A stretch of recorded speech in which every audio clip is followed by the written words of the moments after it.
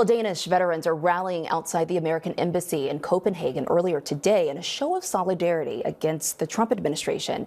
This was the scene as hundreds protested the president's threat to take over Greenland, which is a Danish territory, as well as his comments about NATO troops. In an interview last week, the president telling Fox News that NATO troops, quote, stayed a little back, a little off the front lines in Afghanistan, and that we've never asked anything of them. The president seeming to scale back those remarks on social media, but they clearly still did not sit well with American allies. Joining me now from Copenhagen is U.S. Air Force veteran and former Republican congressman from Virginia, Denver Riggleman. Denver, thank you so much for joining us today.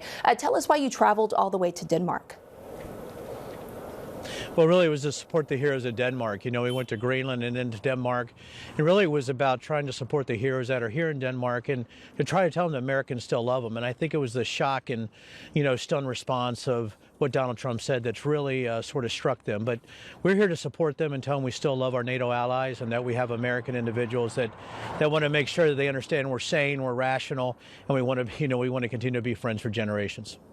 Well, Denver, you served in the U.S. Air Force during the early years of the war in Afghanistan. We thank you for your service, but talk to us about the contributions of troops from other NATO countries, especially in light of what the president has said.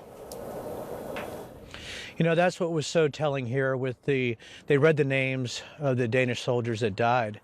And when you look at per capita, Denmark lost more than all of us when you look at the percentages of troops. And I think looking at the people that served beside me, the joint forces, I left 10 days after 9/11 with the B-1 bombers into Diego Garcia, and then they went on to Oman.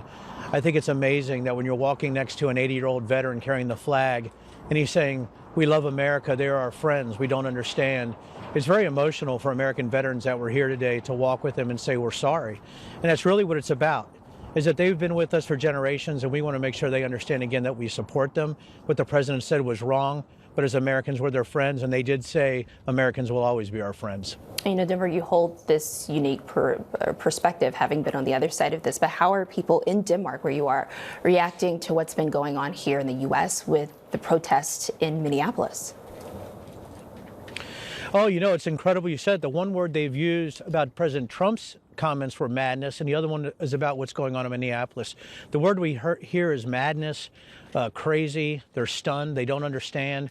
And I think that's the other thing about Denmark. And when we were in Greenland, is like, this isn't the America we know. They're a beacon of democracy. They said that in a speech today.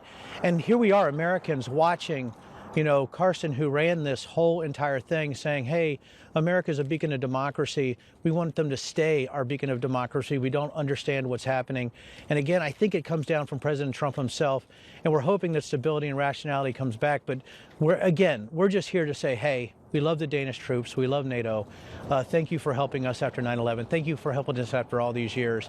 And what's happening in America right now is not indicative of what we're going to be in the future. We will come back. All right, Denver Riggleman, thank you so much for joining us. We appreciate you. Thank you.